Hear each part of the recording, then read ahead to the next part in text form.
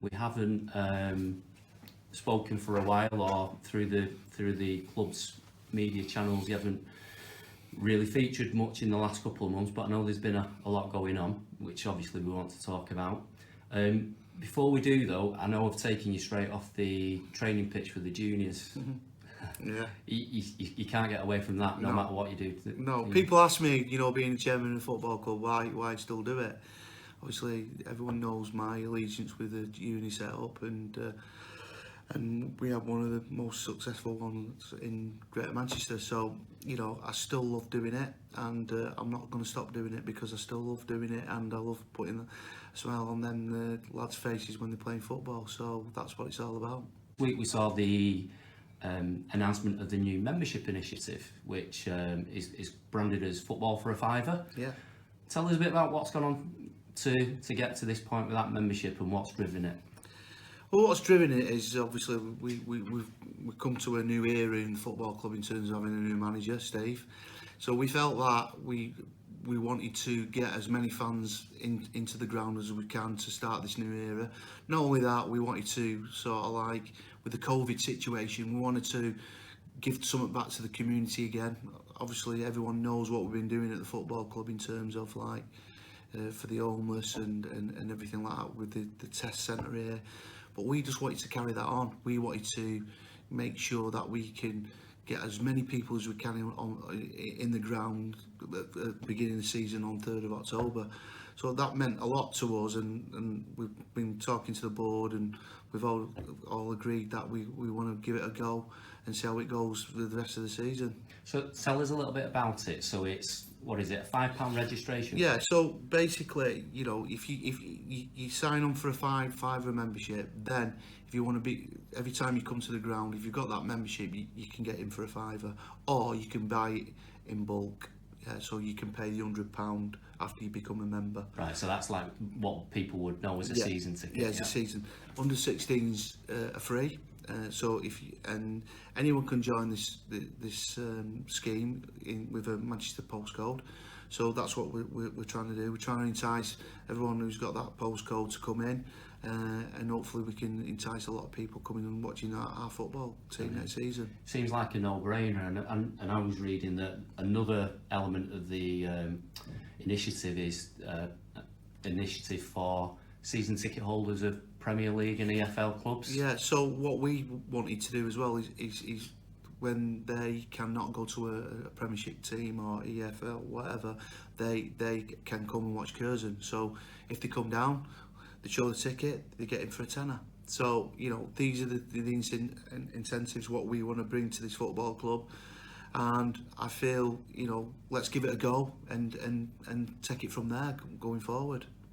Over the summer, the end of the season was curtailed a little bit. Yeah. It's fair to say, due to the COVID outbreak. Mm-hmm. What sort of things have been going on behind the scenes? What's it meant for Curzon and other National League North teams? Well, it's meant that, probably, I'm just going off what Curzon scenario is, that we've lost all our revenue.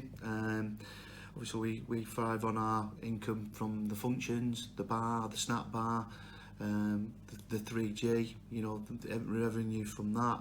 So we've lost all that. And then obviously we've got to try again now. We're going to set up, come back on the 3rd of October. We've got to try and get sponsors back on board now. So it's all them sort of scenarios. Are they in a position to give us any more money? So it's all them things what we've got to start and kickstart again, really. And we still haven't got fans coming into the ground, as we all know, which is killing clubs like Curzon. So we want to, as soon as we can get these fans back, the better. Plus, we can start doing little functions, not more than 30 people at a time. So again, we used to be getting over 100 people at the functions. The revenue goes down. So it's just hitting us really badly. But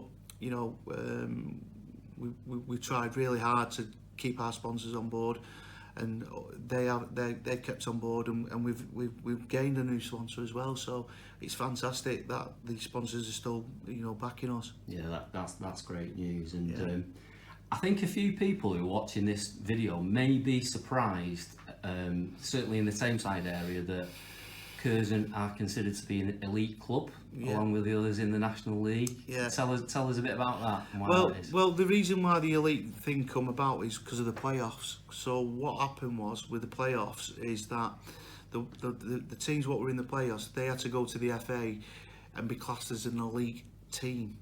So now that that's in place, we have to still carry on doing that. So that's why we at step 2 at the moment are classed as elite. That's why we can't have fans coming into our ground yet. So we've been working tirelessly, trying to get the right things in place with the COVID-19 policy, risk assessments. We've got to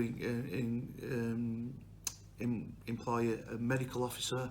We've got to have a COVID officer on match days.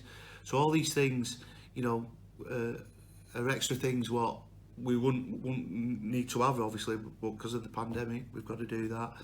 So it's just extra burden on the football club in terms of that, which is causing a few problems in terms of trying to get them in place. But we're working hard to turn that around. I was going to say, because I know Curzon has got a small but very loyal group of volunteers that make things happen on a normal match day and on any given day, but new skill sets required to address some of these points, I imagine. Yeah, and obviously our COVID people who are going to come in have to be qualified. So we have to get people who are qualified so to come in and look after our policies, seeing that we're doing everything right.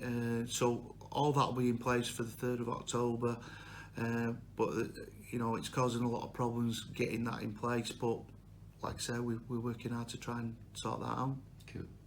And moving on slightly, but related to what's been going on. So not only have we had the COVID challenge over the last 5 months or so, few changes, lots of activity in the last few weeks from the new manager being brought on board as well.